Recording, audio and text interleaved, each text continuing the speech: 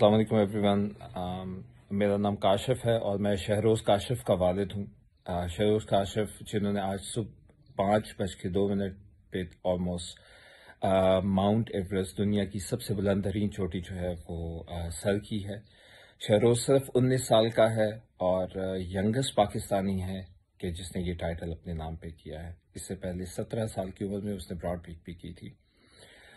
بہت خوشی ہے اور سب سے زیادہ خوشی یہ ہے کہ جس طریقے سے 5 سے 6 بجے تک جب تک نیوز نہیں آ گئی اور جس طرح پورا سوشل میڈیا ایک طرح کا چوک ہوا تھا، ہر بندہ جو ہے وہ اس کو ٹریک کر رہا تھا اس کے ٹریکر کے ذریعے، اور اس کی ایچ اینڈ ایوری جو ہے قدم جو وہ آگے بڑھا رہا تھا اس کو جو ہے وہ کوریج دے رہا تھا. اور اٹ واز کریزی. لیکن پھر الحمدللہ یہ ان تمام لوگوں کی سپورٹ اور پیار کا نتیجہ ہے.